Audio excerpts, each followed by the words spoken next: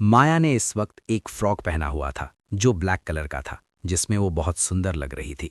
साथ ही उसने गले में एक छोटी सी चेन पहनी हुई थी और हाथ में एक ब्रेसलेट, और अपने हाथ में उसकी शादी की रिंग जो उसने काफी समय से नहीं पहनी थी, पर अब वो फिर से पहनना शुरू कर चुकी थी। जब वो नीचे आती है और सिर्फ उन तीनों को देखती है तो कुर्सी पर बैठते हुए कहती है, हर्ष भाई कहाँ है और रितेश?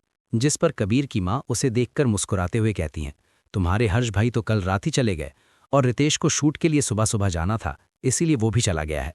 माया बस सर हिलाती है और बैठ जाती है। माया के बैठते ही सर्वेंट्स उन सबको खाना परोसते हैं और पीछे खड़े हो जाते हैं। माया नाश्ता कर ही रही थी कि अचानक उसे अपने हाथों पर कुछ रेंगता हुआ महसूस होता है। जब वो अपनी आंखें नीचे करके देखती है तो वो कबीर था, जो उसके हाथों को अपने एक हाथ से पकड़कर बैठा हुआ था। ये देखकर तो माया हड़बड़ा गई। उसने एक नज़र बाकी सबको देखा और अपना हाथ छुड़ाने की कोशिश की, पर कबीर उसका हाथ ही नहीं छोड़ रहा था। हार मानकर माया वैसे ही बैठी रहती है और खाना खाने लगती है। तभी कबीर की माँ नाश्ता करते हुए माया से कहती हैं, माया, क्या सच में तुम और कबीर अब इस रिश्ते को एक मौका देना चाहती हो? जिस पर माया कहती है, हाँ माँ, मैं हमारे रिश्ते को एक मौका देना चाहती हूँ। मुझे पता है पास्ट में मैंने बहुत सारी गलतियाँ की है, साथ ही पास्ट में ऐसा बहुत कुछ हुआ है जिस वजह से हमारे बीच दूरियाँ आईं, पर मैं अब एक बार इसे चांस देना चाहती हूँ। जिस पर दादाजी कहते हैं, ये बहुत अच्छी बात है और मुझे भरोसा है कि तुम दोनों इतने समझदार हो कि तुम्हें अपने इस फैसले पर कभी पछताना नहीं पड़ेगा। ऐसे ही हल्की फुल्की बातें करते हुए उनका नाश्ता खत्म होता है। तभी कबीर कहता है, माँ हम वापस हमारे विला जा रहे हैं। जिस पर उसकी माँ को थोड़ा बुरा तो लगता है, पर उन्हें भी इस बात का एहसास था कि इस वक्त उन दोनों को अकेले समय की कितनी ज़रूरत है। इसीलिए वो उन्हें ज़्यादा रोक टोक नहीं करती और उन्हें जाने देती हैं। कबीर पहले माया को विला छोड़ता है और फिर ऑफिस चला जाता है। देखते ही देखते दोपहर हो गई। दोपहर होते ही माया को विशाल से हुई बात की याद आती है। वो जल्दी से उसे मिलने के लिए निकल जाती है, पर इस बार वो कबीर को एक मैसेज करती है, मैं अपने दोस्तों से मिलने बाहर जा रही हूँ, चिंता मत करना, बॉडीगार्ड्स को लेकर जा रही हूँ, समय से पहले घर आ जाऊंगी, तुम भी घर आ जाना, बाय, तुम्हारी क्यूट वाइफ। माया कार और कुछ गार्ड्स लेकर उस कैफे पहुंचती है जहां पाखी और विशाल उसका इंतजार कर रहे थे। माया को देखकर उनके चेहरे पर एक नकली मुस्कुराहट आ जाती है जो माया को बिल्कुल पसंद नहीं थी, पर वो भी उन्हीं की तरह अपने चेहरे पर एक प्यारी सी मुस्कुराहट लेकर उनकी ओर बढ़ती है। पाखी आकर उसके गले लगती है। माया भी उसे गले लगाती है, पर जैसे ही विशाल उसे गले लगाने के लिए आगे बढ़ता है, माया उसे टाल देती है और जाकर पाखी के बगल वाली सीट पर बैठ जाती है। ये बात उन दोनों ने नोटिस कर ली थी और उन्हें ये बात थोड़ी अजीब लगी। जो माया हमेशा विशाल के बगल में बैठती थी, आज वो पाखी के बगल में बैठी थी। जो हमेशा विशाल के करीब जाने के बहाने ढूंढती थी, आज वो उससे दूरी बना रही थी। पर उन्हें लगा कि शायद वो कुछ ज़्यादा ही सोच रहे हैं। उन्हें बस अपने मतलब के लिए अब माया के मुंह से ये निकलवाना था कि वो अचानक ऐसा बर्ताव क्यों कर रही है और इसके पीछे का कारण क्या है। इसलिए उन्होंने अपने प्लान पर फोकस करने का तय किया। वहीं ऑफिस में बैठे कबीर ने माया का मैसेज पढ़ा। उसके चेहरे पर हल्की सी मुस्कुराहट आ गई, पर थोड़े समय बाद जब उसे पता चला कि माया किससे मिलने गई है, तब उसकी वो मुस्कुराहट कहीं गायब हो गई, क्योंकि उसे ये बात अच्छे से पता थी कि पाखी और विशाल किस तरह के लोग हैं और वो माया से क्या चाहते हैं। ये बात उसने हमेशा उसे बतानी चाहिए, पर इस वजह से उनमें बहुत झगड़े हुए और उसके बाद कबीर को पहले ही उन दोनों पर गुस्सा आता था। पर उस गुस्से में घी डालने का काम तब हुआ जब माया उसे ये एहसास दिलाती थी कि वो विशाल से प्यार करती थी। आज भी कुछ ऐसा ही हुआ। उसे बहुत गुस्सा आ रहा था। उसे लग रहा था कि माया फिर एक बार पहले की तरह हो जाएगी, वरना ऐसा नहीं था तो वो उनसे मिलने क्यों जाती। फिर वो कुछ सोचकर अपने खास बॉडीगार्ड को कॉल करता है जो इस वक्त माया के साथ वहां आया था, और उसे वहां हो रही सारी बातों की इन्फॉर्मेशन उस तक पहुंचाने का ऑर्डर देता है और फ़ोन काट देता है। फिर अपनी आंखें बंद करता है और अपने और माया के बीते दिनों को याद करता है और अपने मन में कहता है, माया प्लीज़ प्लीज़ मेरा विश्वास मत तोड़ना, मेरी उम्मीद मत तोड़ना प्लीज़, वरना इस बार सब कुछ खत्म हो जाएगा। प्लीज़ मेरी ये विश्वास और उम्मीद मत तोड़ना। और यहीं से शुरू होता है असली खेल। अब तक हमने देखा कि विशाल के बार बार कहने की वजह से माया उसे मिलने के लिए तैयार हो जाती है और वो सभी उनके एक पुराने कैफ़े में मिलने का तय करते हैं और उसके मुताबिक माया वहां पहुंच जाती है। इस बारे में जब कबीर को पता चलता है तो उसे थोड़ी बेचैनी होने लगती है। डर लग रहा था कि जो सब अभी बदला है, जो चीज़ें ठीक होने लगी हैं, वो पहले जैसे ना हो जाए। पर वो माया पर शक भी नहीं करना चाहता था। पर भले कोई कितना भी छुपाए, दिल में दबा डर जब भी इंसान के सोचने समझने और भरोसे को हिला ही देता है। इसीलिए वो अपने खास बॉडीगार्ड को, जो हमेशा माया के साथ उसको प्रोटेक्ट करने के लिए रहता था, उसे वहां की हर एक अपडेट देने का ऑर्डर देता है और शांति से अपने केबिन में बैठकर इस बारे में सोचने लगता है। वहीं माया और पाखी एक तरफ बैठे हुए थे और विशाल उनके सामने बैठा हुआ था। ये सब थोड़ा अजीब था उन दोनों के लिए, क्योंकि हमेशा माया विशाल के साथ रहना बैठना पसंद करती थी, पर इस बार माया ने आते ही विशाल से अपनी दूरियां अच्छे से बरकरार रखी थी।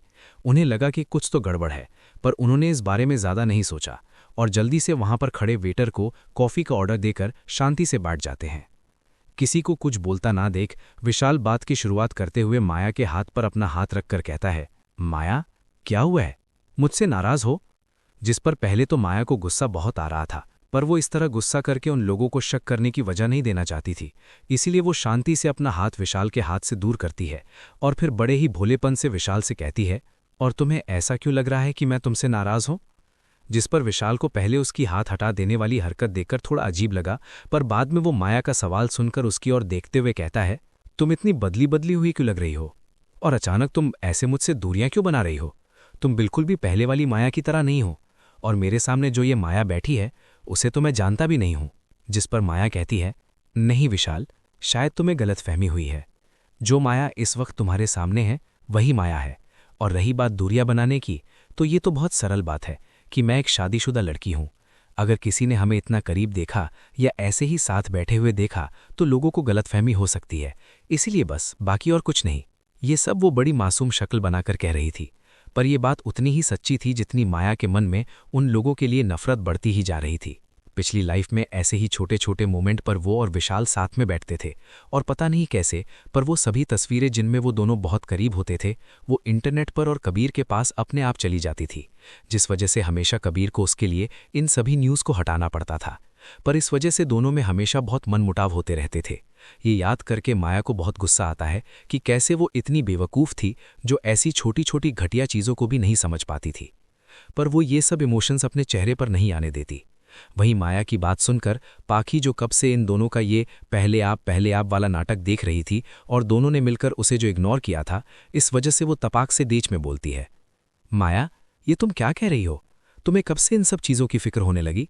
और तुम खुद इस रिश्ते को नहीं मानती थी ना, फिर अचानक ये सब क्यों? माया पाखी की ओर देखती है और बड़े ही प्यार से उसे समझाते हुए इतनी मीठी वाणी में कहती है कि जैसे किसी को डायबिटीज़ हो जाए। पाखी, मुझे पता है तुम्हें ऐसे अचानक समझने में समय लगेगा, पर एक बात मैं तुम्हें बताती हूँ, ये सब अचानक नहीं हुआ था। कुछ चीज़ें थीं, गलतफहमियाँ थीं, कई चीज़ों को बहुत अलग तरीके से मेरे सामने रखा गया था, जिस वजह से मैंने कबीर को गलत समझ लिया। पर अब मेरी सारी गलतफहमियाँ दूर हो गई हैं और मुझे मेरी गलती का एहसास भी है। इसीलिए मैंने कबीर को, खुद को और हमारी इस रिश्ते को एक मौका दिया है, ताकि हम हमारे इस रिश्ते की नई शुरुआत कर सकें और एक अच्छी ज़िंदगी खुद को और ढेर सारी खुशियाँ अपने परिवार को दे सकें। अब तू ही बता, क्या इसमें मैंने कुछ गलत किया जिस पर तुम इतना नाराज़ हो रही हो? जिस पर पाखी बहुत बहुत चिढ़ गई थी। अगर माया बदल गई तो उसकी सारी मेहनत, सारी प्लानिंग बर्बाद हो जाएगी। ये सब सोचते ही वो खुद से कहती है, नहीं, बिल्कुल नहीं, मैं ये सब बिल्कुल नहीं होने दूंगी। मेरी इतने समय की मेहनत में यूं ही बर्बाद नहीं होने दूंगी। ऐसा ही कुछ सोचना विशाल का भी था, जो माया को उनके चेहरे देखकर ही समझ आ रहा था कि वो लोग क्या सोच रहे हैं, पर उसने अपने चेहरे से ये बिल्कुल भी नहीं दिखाया। वो अभी भी एकदम शांति से बैठी हुई थी। पाखी माया को देखते हुए खुद के इमोशंस को कंट्रोल करती है और एकदम बहुत अच्छी दोस्त की तरह बर्ताव करते हुए कहती है, माया, तुम ये सब क्या कह रही हो?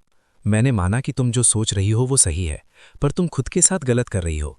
अगर तुम उस रिश्ते में खुश नहीं हो तो उससे आज़ाद होना ही सबसे अच्छा होता है, ना कि किसी और के लिए उस रिश्ते में फंस कर रह जाना। तुम समझ रही हो ना मैं क्या कहना चाहती हूँ? जिस पर माया उसकी ओर देखकर अपने मन में कहती है, हाँ चुड़ैल, मैं तो बहुत अच्छे से समझ रही हूँ कि तेरे मन में क्या है।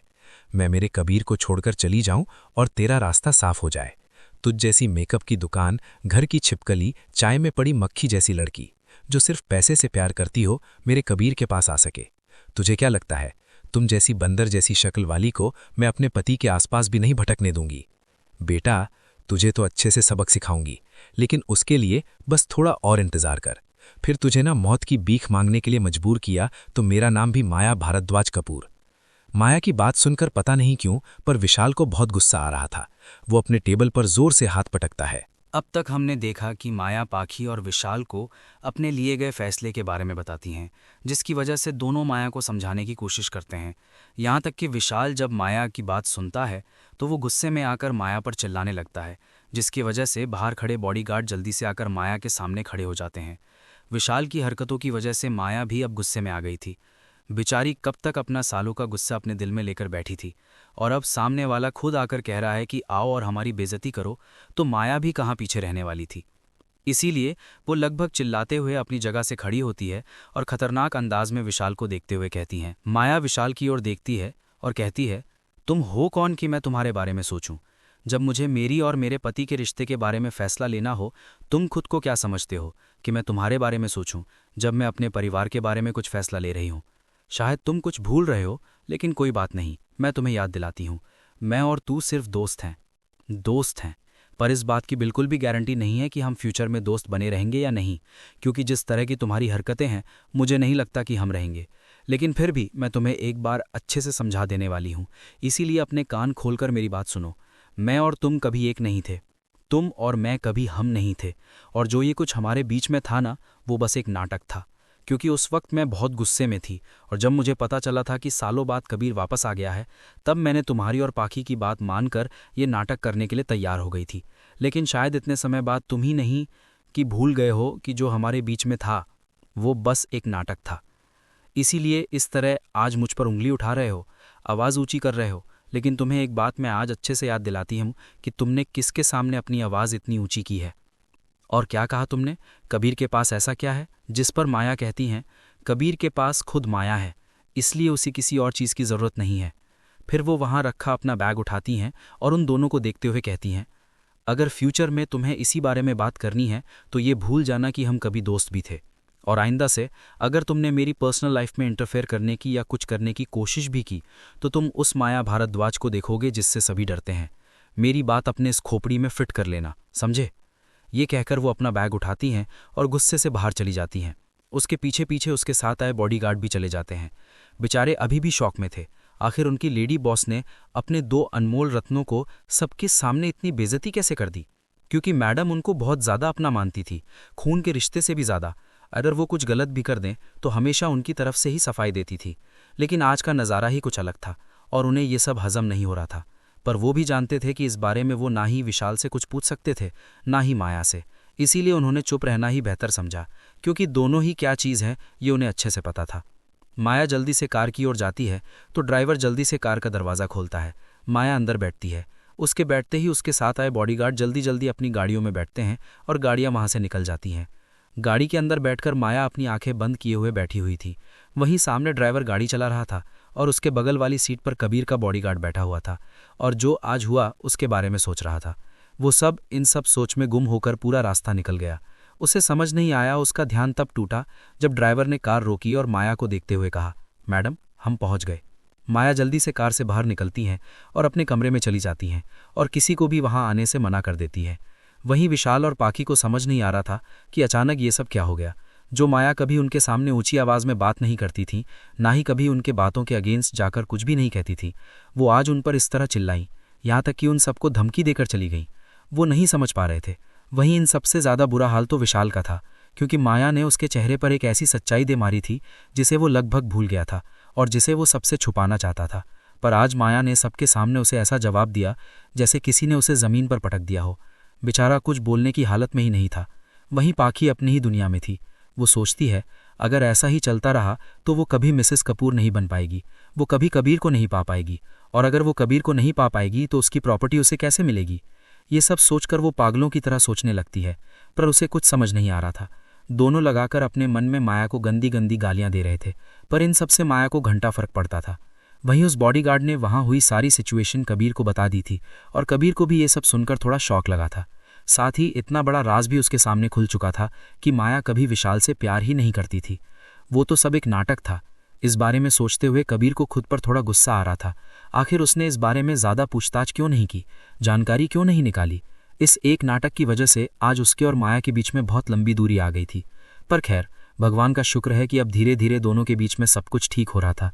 वहीं सभी को माया के खराब मूड के बारे में भी अच्छे से पता था, इसीलिए वो अपने असिस्टेंट रजत से कहकर जल्दी जल्दी सारे काम निपटा देता है और बाकी का काम उसे करने के लिए दे देता है।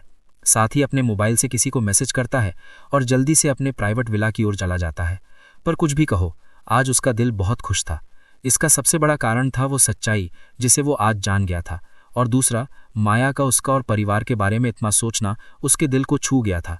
इसलिए वो मनी मन से वादा करता है कि अब चाहे कुछ भी हो जाए, माया उसके साथ रहे या ना रहे, झगड़ा करे या प्यार करे, लेकिन वो हमेशा अपनी उस माया का ख्याल रखेगा, उसे प्रोटेक्ट करेगा, उसे कभी कुछ नहीं होने देगा और ना ही उसे किसी और का होने देगा। ये सब सोचते हुए वो जल्दी जल्दी अपने प्राइवेट विला की ओर निकल चुका था।